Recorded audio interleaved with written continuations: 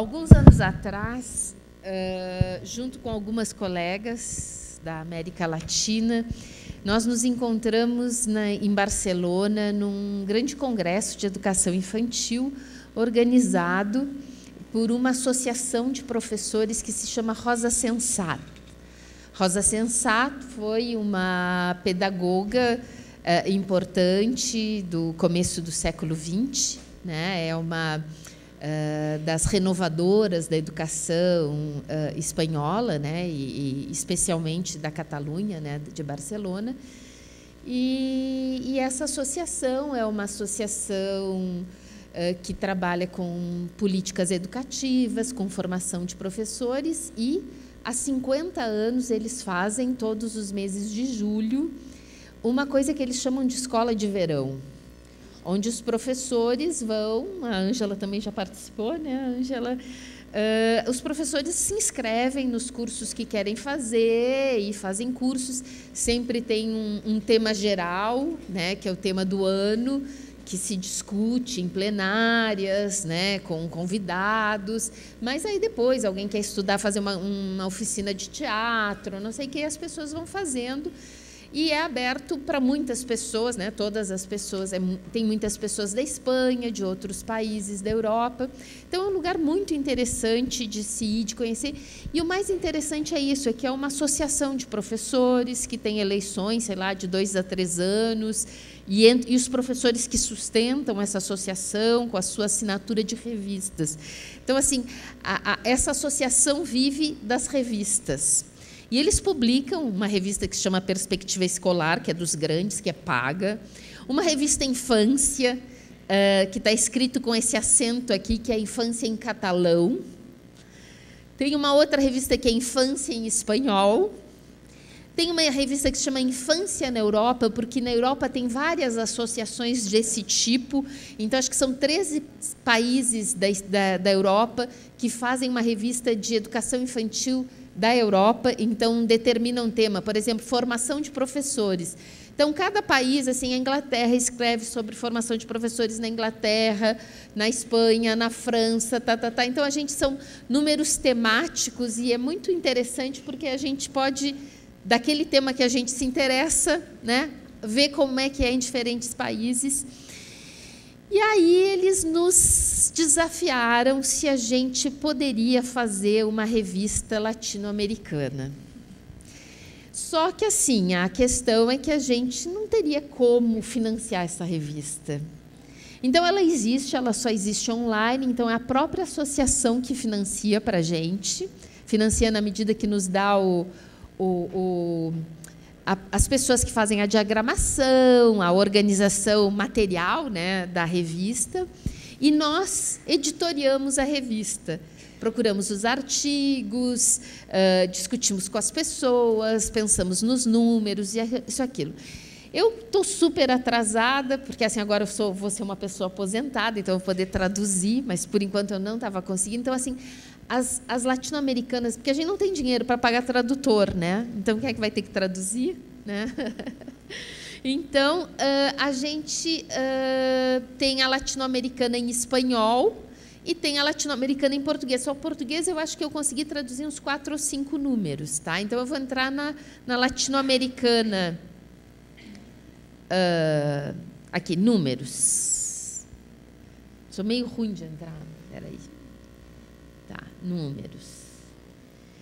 De alguma forma tem que fazer, ele vai falar assim, tipo, subscreve-te, né? Te inscreve. A gente se inscreve, mas não é pago, tá? Tem que fazer um credenciamento para entrar. E aí já tem até o número 16, tá? A gente tem todos esses números da infância latino-americana, que é feita por pessoas daqui e vai tratar temas daqui.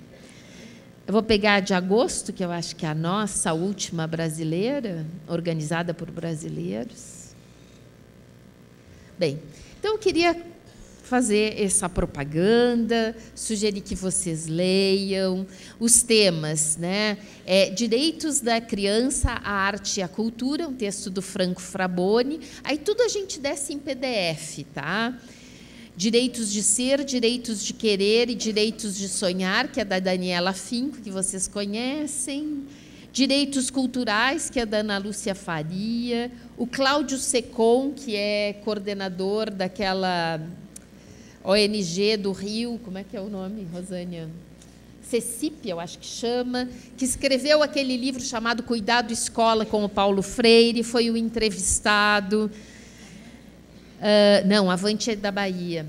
Cultura e Expressão, que é sempre uma lenda de um dos países da América Latina. Depois tem textos pedagógicos, o Carlos Laredo, que fala sobre teatro, e aí ele escreveu um texto chamado Os Bebês Nascem Poetas e Poetas Morrem Bebês, que é um texto lindo. Tá? Tem um texto sobre o baú, esse é um mexicano que se chama Aprender com a Arte, o Baú da Frida, do René Sanches, que também é bem interessante. Então, assim, tem vários textos muito legais de se ler, de aprender, são projetos desenvolvidos em escola. Então, feita a propaganda, vou começar a minha fala. Desculpe fazer, mas é que eu esqueço de fazer, a gente acaba não divulgando, porque se eu não fizer nesse congresso, que é latino-americano, né? Então, assim, a revista, para continuar, o que ela precisa é ser acessada. Quanto mais pessoas são acessadas, mais a gente consegue dizer, olha como são acessadas, né? E aí eles conseguem os financiamentos para a associação, e aí eles conseguem para as revistas deles e mantêm as nossas, né? E a gente vai conhecendo mais a América Latina. Pronto. Então, tá. A minha apresentação vai ser muito pequena, porque eu soube que iam ser 4 pessoas e eu já sou muito faladeira, então eu pensei que 15 lâminas, se era meia hora, 2 para cada lâmina. O título eu nem vou ler. Eu vou começar só discutindo um pouco... tá, na apresentação lá. O título é essa ideia da educação infantil de qualidade para todas as crianças. Eu sabia que a Ângela ia discutir um pouco da questão da qualidade ao falar do projeto, que ela vai falar de uma relação da universidade com a pesquisa, vai falar de um projeto que discute qualidade, então eu sabia que o tema da qualidade seria já abordado por ela, e eu fiquei pensando um pouco na importância da gente discutir um pouco a universidade. Eu sei que o público que está aqui, nem todo é público da universidade, mas a abordagem que eu pretendo dar aqui é discutir a universidade pública. E, quando a gente discute a universidade pública, a gente está discutindo a educação pública. E nós estamos discutindo também a escola pública. Porque o que nos afeta como universidade pública é também o que afeta aos colegas das escolas públicas. Então, eu vou começar falando um pouco das nossas questões, né?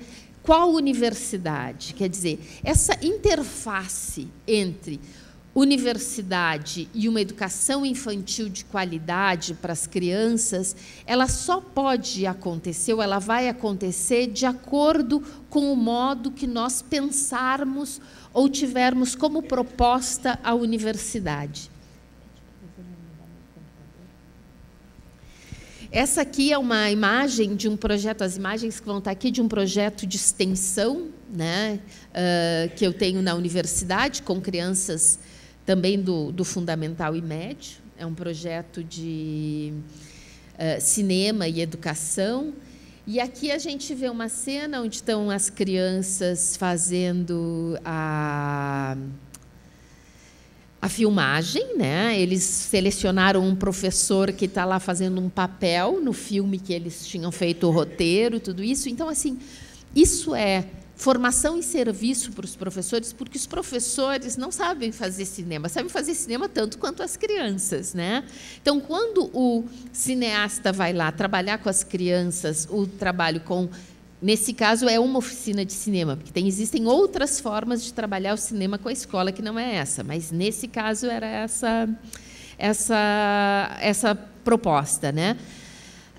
também esse professor está junto e está aprendendo a fazer junto com os alunos, porque certamente os alunos aprendem muito mais rápido e vão saber lidar muito mais com isso do que os próprios professores, por uma questão geracional e de inserção no campo da mídia, da informação, né? Então, os alunos estão muito mais vinculados.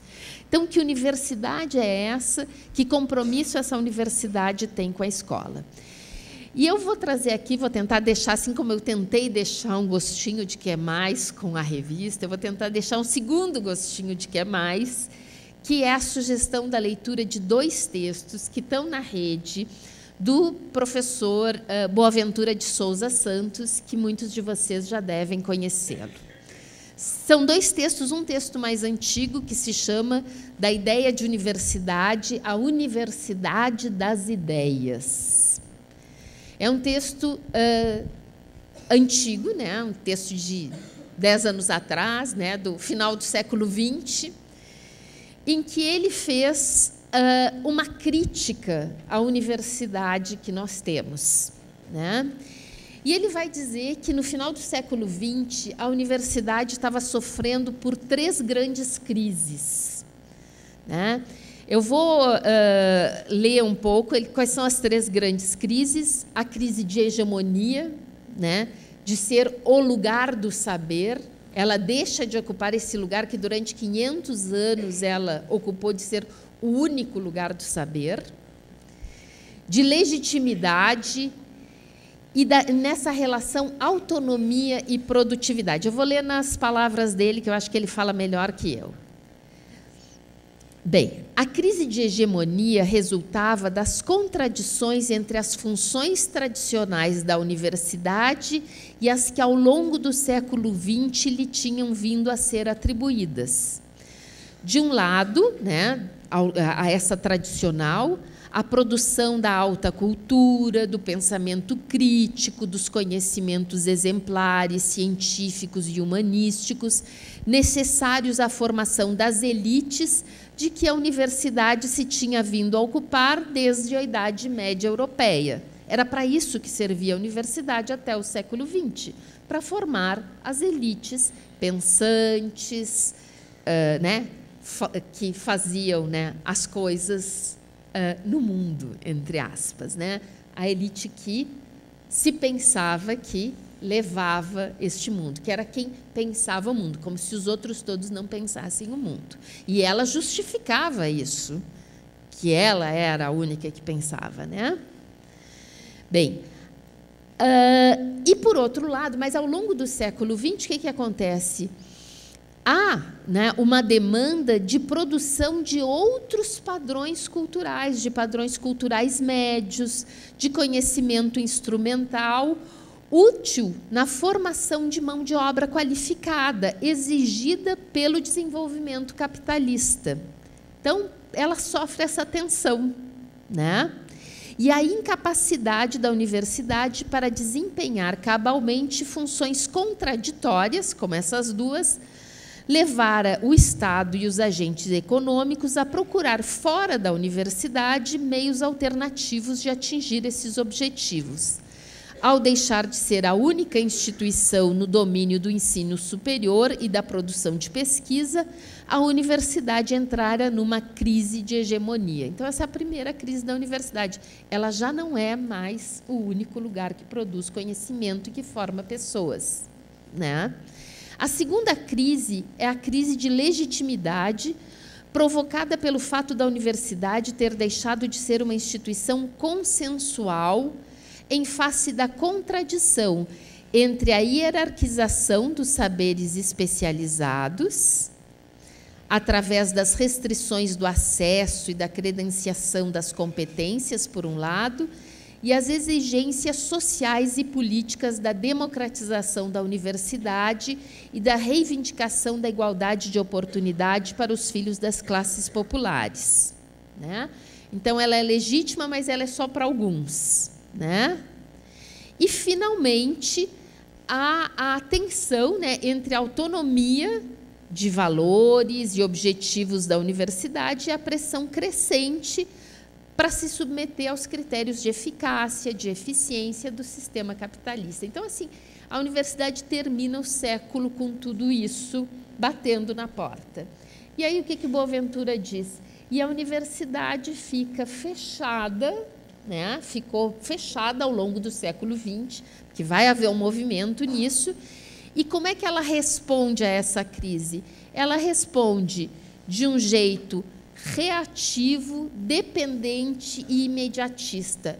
Então, assim, ela reage às demandas, ela vai fazendo respostas fragmentadas, ela vai tapando buracos, né?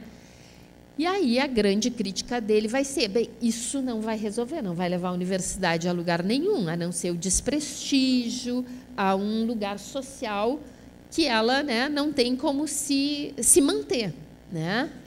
E aí ele vai dizer que o que a gente precisa criar é uma proposta de universidade, uma contraproposta de universidade, quer dizer, a construir uma outra universidade que possa responder essas coisas não na perspectiva reativa, mas numa perspectiva propositiva daquilo que se pensa que é o papel da universidade na construção de um país. E não só respondendo às demandas que chegam e respondendo muitas vezes de uma forma muito isolada e inadequada às demandas, seja as do mercado, seja as da sociedade, né? Muito sem um projeto maior. Então, ele escreve um segundo texto, que tem esse título, que está ali na tela, que é a Universidade do século XXI por uma reforma democrática e emancipatória da universidade. Esse texto é um artigo grande, onde ele recupera algumas das ideias do artigo anterior, né?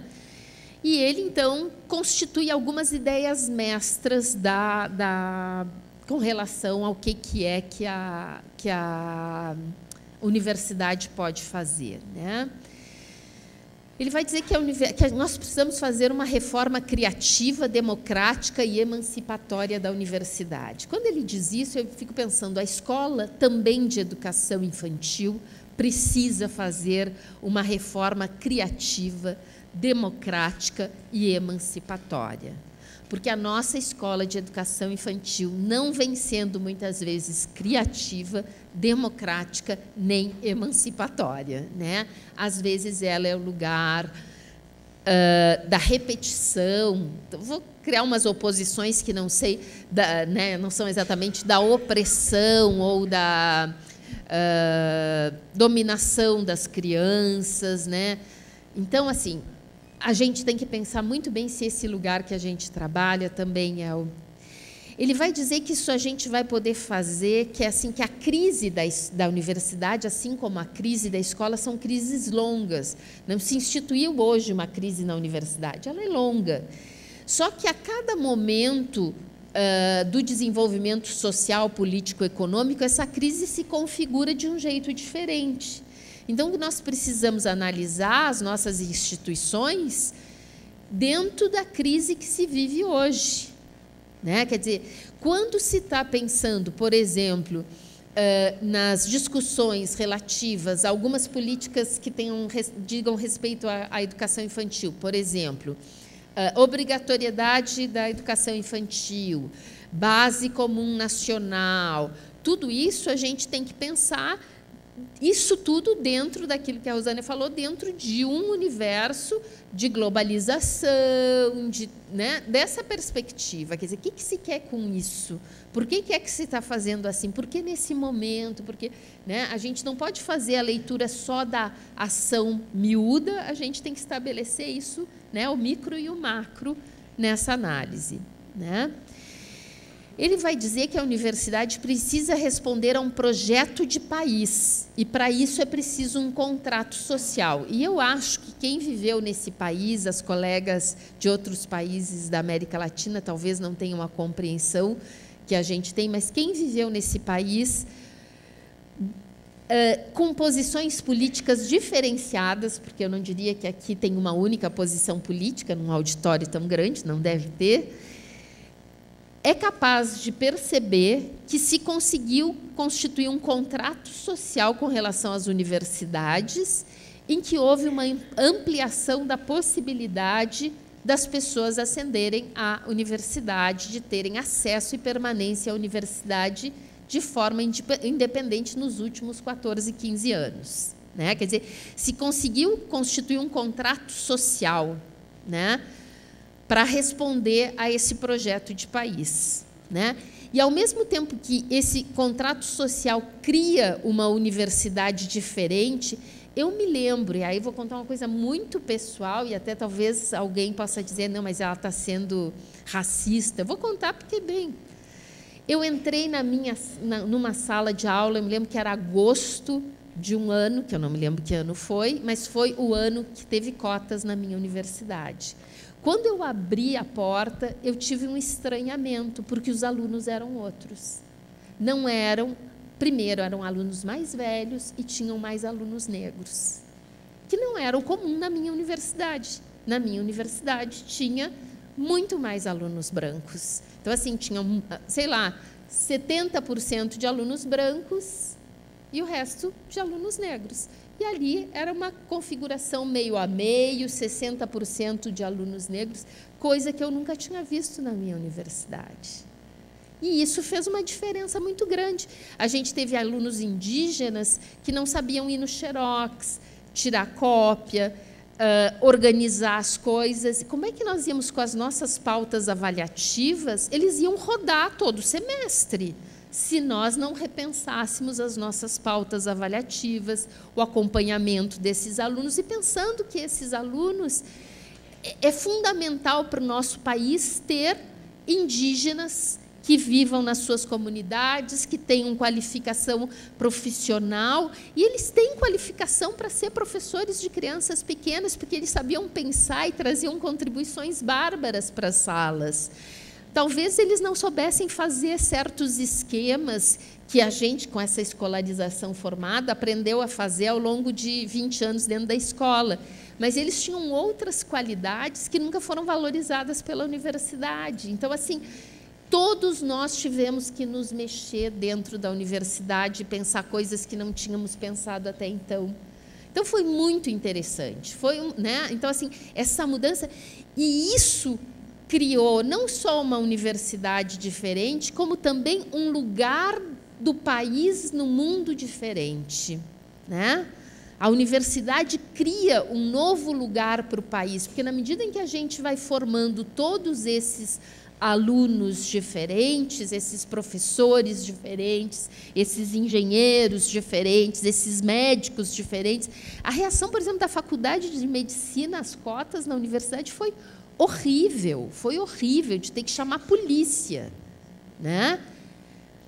Mas teve que se mexeu num lugar que era imexível, como diria aquele, né? Se mexeu. Vocês sabem como é a medicina, né? Mas se mexeu lá dentro. Então, assim, acho que teve um efeito muito importante. E isso faz com que as pessoas vão chegar num posto de saúde com uma outra cabeça, que não a cabeça que tem até hoje quando chegam nos postos de saúde, muitas vezes. Né? Então, democratizar via inclusão dos diferentes grupos sociais e seus saberes. E aí tem uma outra coisa importante que o Boaventura vai frisar muito, que é isso. Não basta incluir os diferentes grupos sociais dentro da universidade, se a gente não conseguir incluir os saberes desses grupos sociais. Se a gente continuar achando que são saberes inferiores, né? Eu acho que ali a Silvia mostrou um pouco disso, né? No vídeo aparece bem, quer dizer, os saberes que essas comunidades têm, os modos de vida, suas práticas, e a gente repensar as práticas da gente. Né? E aí ele vai falar, é enfrentar o novo com o novo, inventar alternativas. Não dá para ser com as práticas que a gente já tem. E isso é o processo de criação e recriação dos seres humanos. Né? Não é buscar saídas existentes, é criar novas saídas. Né? Lutar pela definição da crise, né? E aí ele vai dizer, bem, a gente pode perder a hegemonia de um projeto. De repente, um projeto de universidade pode ser modificado, mas a gente vai ter que lutar pela legitimidade desse projeto. O projeto, por exemplo, do turno integral para as crianças de 4 e 5 anos pode ter sido perdido, mas a gente pode lutar pela legitimidade. Como é que essas crianças, onde essas crianças estão? Com quem elas estão no outro turno? Quem é que é responsável por essas crianças no outro turno? Né? Qual é a legitimidade de deixar essas crianças com cuidadores ou com os irmãos mais velhos? Nós vamos voltar antes, a uma era pré-ECA, com relação às crianças, né? Lutar por uma definição de universidade, né, com todos esses diferentes itens, isso não só... Já estou terminando, não. Bem, como é que a gente reconquista a legitimidade? Olha, eu só tinha feito 15 lâminas, né?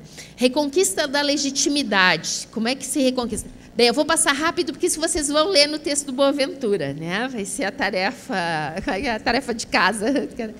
Tema de casa. Ele vai falar em algumas estratégias, né? O acesso e permanência dos diferentes grupos sociais, a extensão, né? A pesquisação, a ecologia dos saberes, né? Que eu já falei um pouco disso, né? Bem, então, é nesse sentido, da constituição de uma outra universidade, de um outro jeito de pensar, não naquela universidade da alta cultura, da cultura separada da vida, da universidade que vai e leva um saber pronto e aplica nas comunidades, ou que ensina os professores a fazer. A ideia de construir uma universidade democrática e dialógica, que aprende com as comunidades, ensina, que troca saberes e conhecimentos.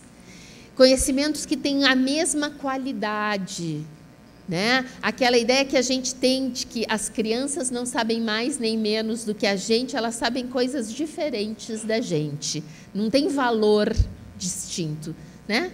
São qualidades distintas, né?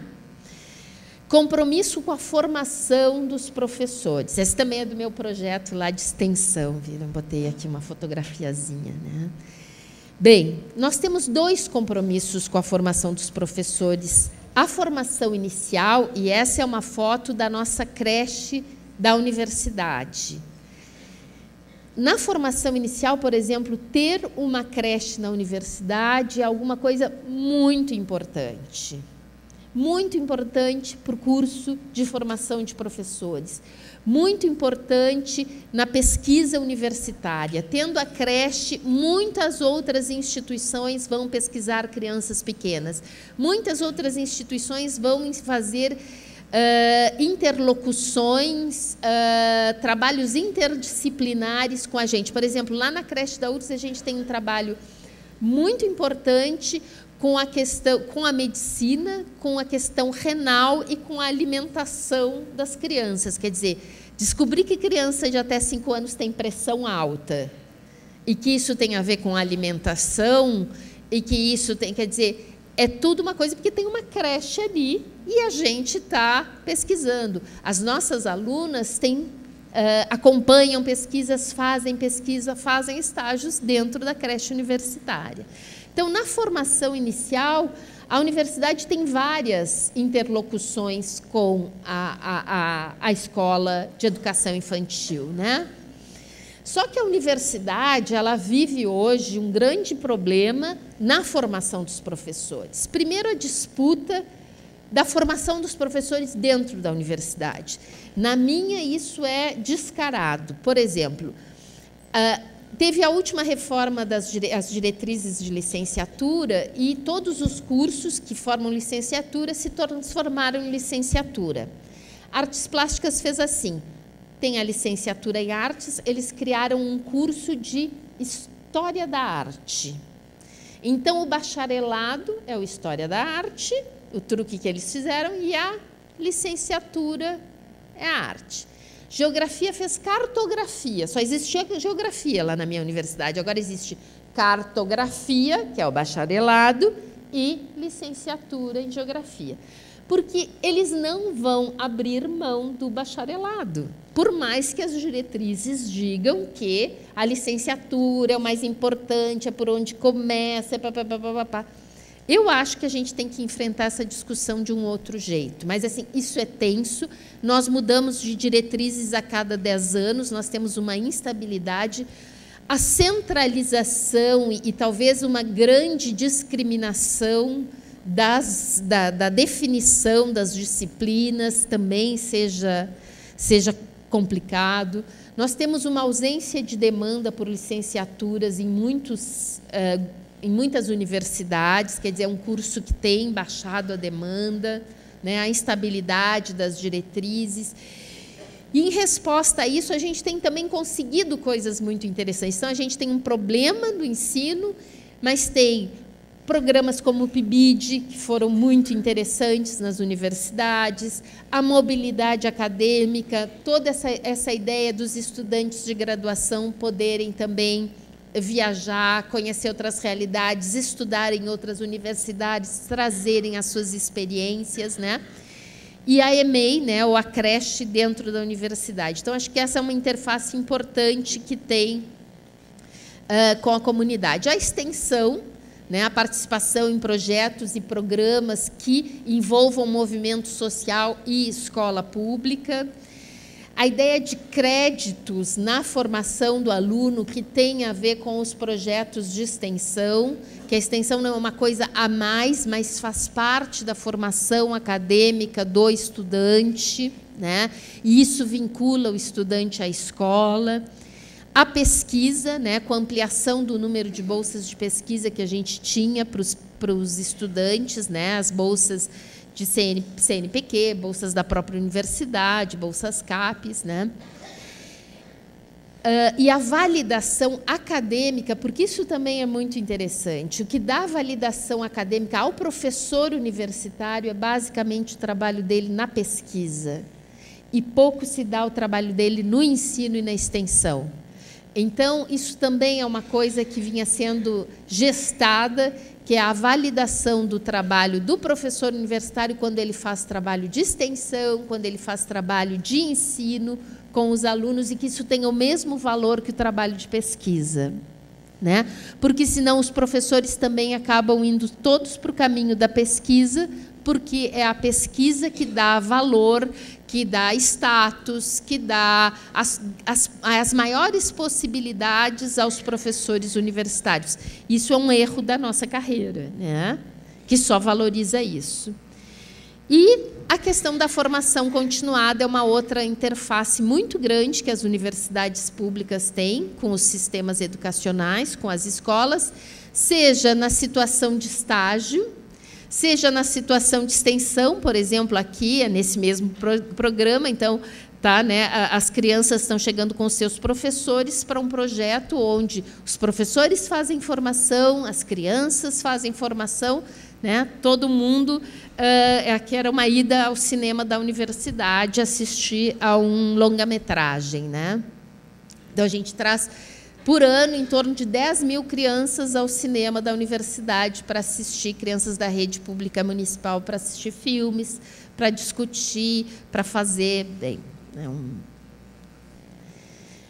Então, projetos, né, de formação continuada através da extensão, com congressos, livros, elaboração de materiais pedagógicos, tudo isso que a gente pode fazer na formação dos professores, nessa troca compartilhada que a universidade precisa ter com as escolas, para que a universidade, principalmente os professores da formação de alunos, professores, não se distancie da realidade das escolas. E, por fim, aí eu vou passando já a palavra para a Ângela, né? Projetos que a universidade pode fazer, compartilhando, né, com redes públicas, compartilhando com diferentes universidades projetos de pesquisa em rede, né, para que se possa constituir conhecimento que seja devolvido para as escolas e para os sistemas educacionais, né? Aí eu passo a palavra para a Ângela, para não me alongar. Muito obrigada.